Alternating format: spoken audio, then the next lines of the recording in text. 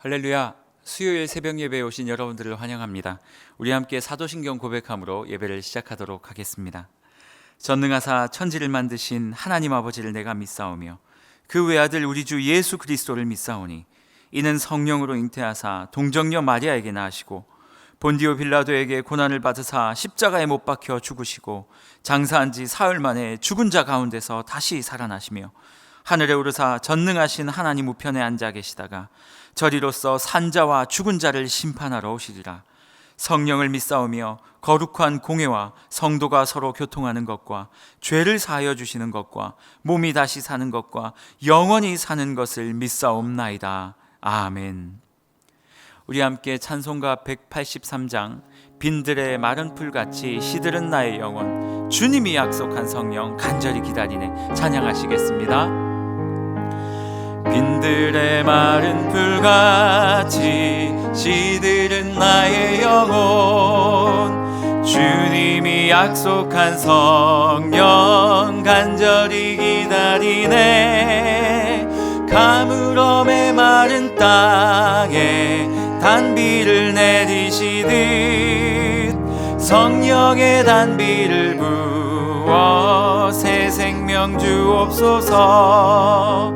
반가운 빗소리 들려 산천이 춤을 추네. 봄비로 내리는 성령 내게도 주옵소서.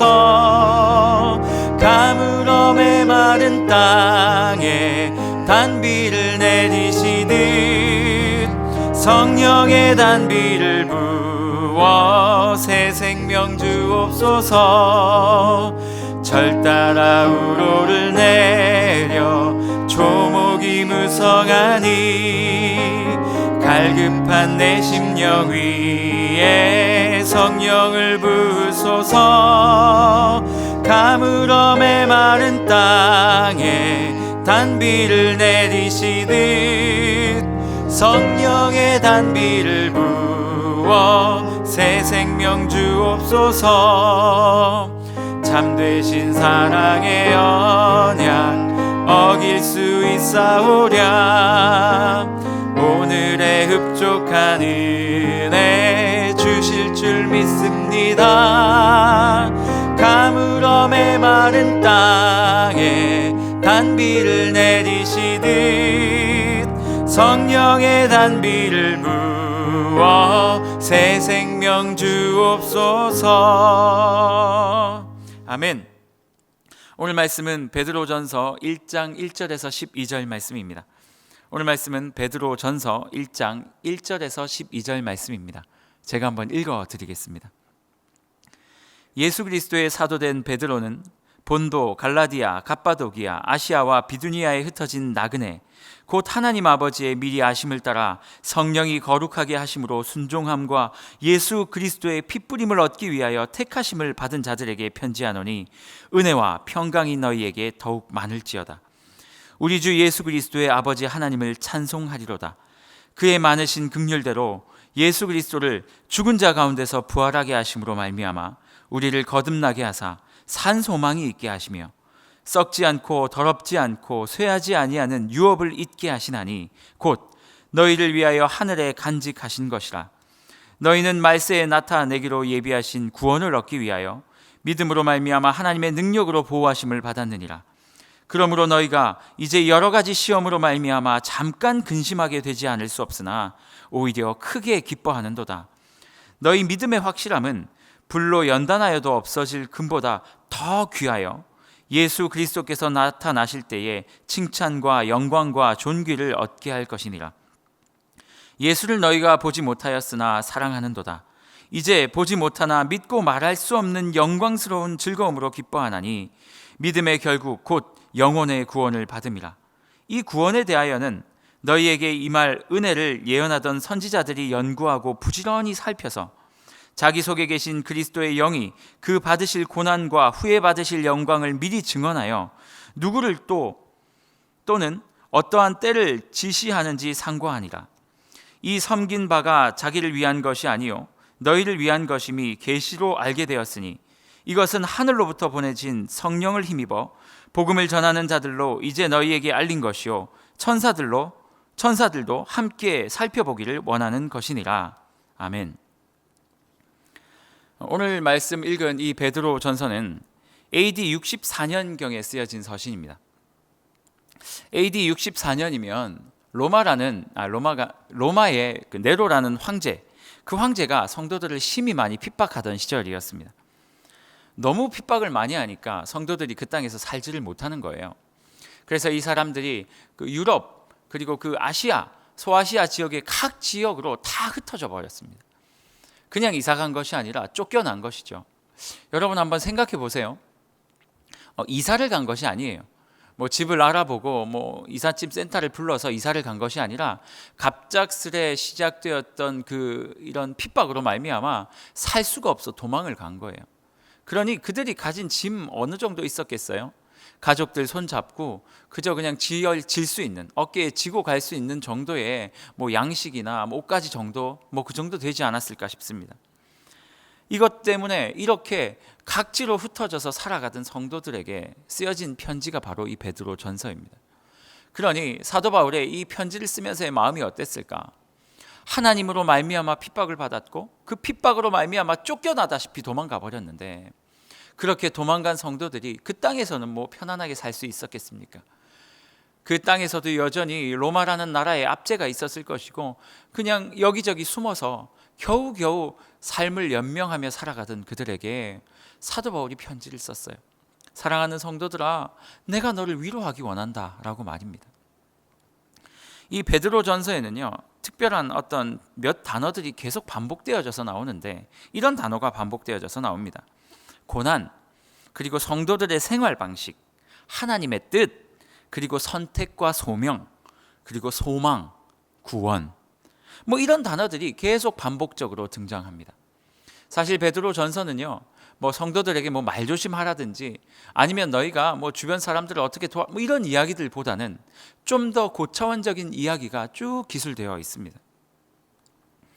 너무나도 큰 핍박 가운데 있었던 그 성도들, 그들이 흩어진 그 각지에 흩어진 그 곳마다 베드로는 편지를 쓰면서 너희 예수 때문에 지금 너무나도 큰 고난을 받고 있잖아.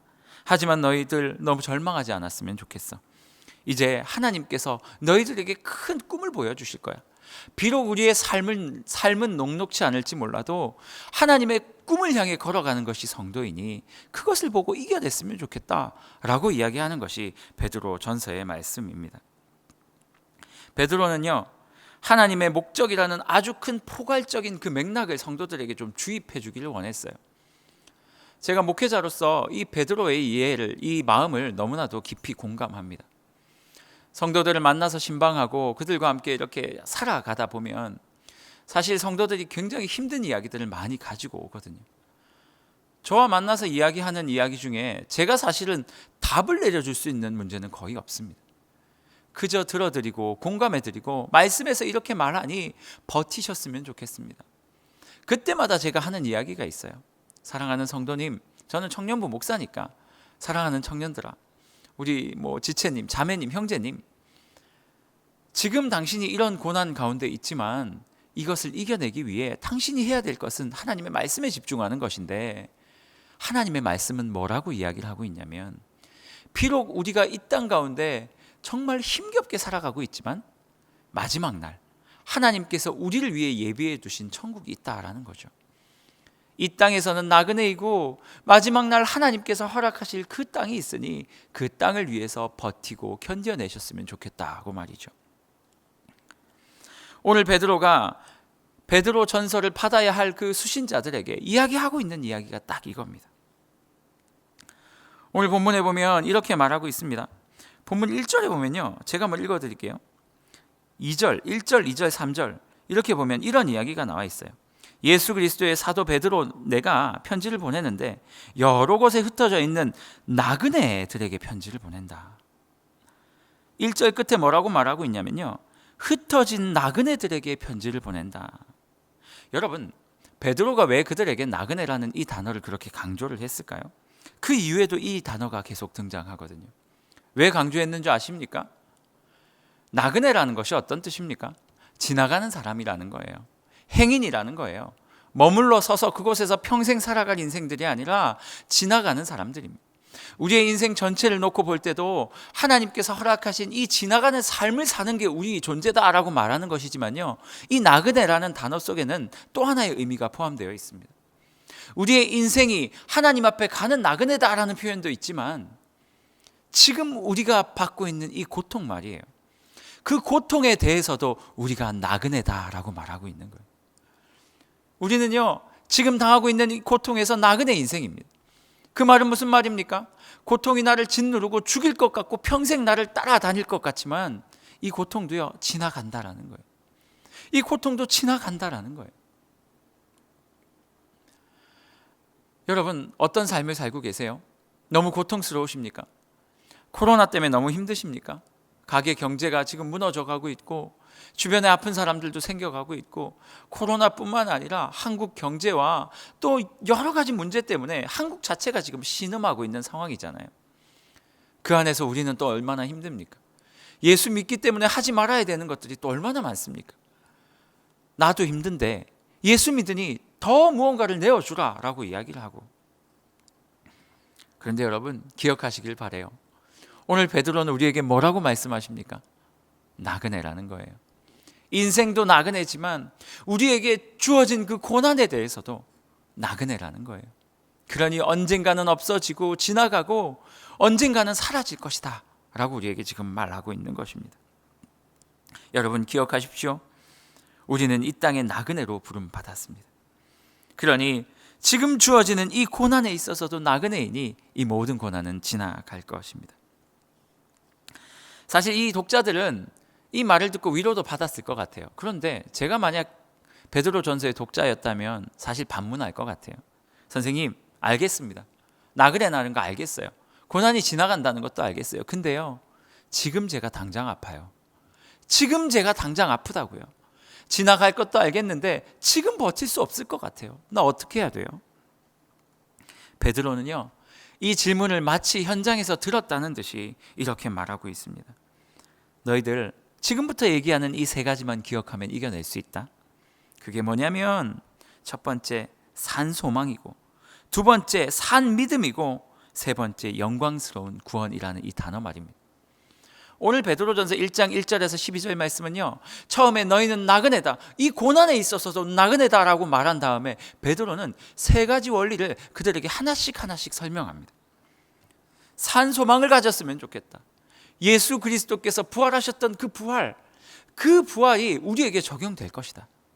그러니 너희가 지금 마음속에 가져야 하는 것은 그냥 강요된 소망, 그냥 학습된 소망이 아니라 실제로 우리 눈앞에서 부활하셨던 예수 그리스도처럼 살아있는 소망이라는 거예요. 여러분, 어떻습니까? 또 사도 바울은 뭐라고 말합니까? 너희들의 믿음, 살아있는 믿음을 너희가 소유한다면 너희 이 고난 이겨낼 수 있을 것이다. 또 마지막 날 영광스러운 구원을 향한 그 확신, 그 영광스러운 구원을 바라볼 수 있다면 이겨낼 수 있을 것이다. 여러분, 우리의 이야기 아닙니까? 여러분, 어떻습니까?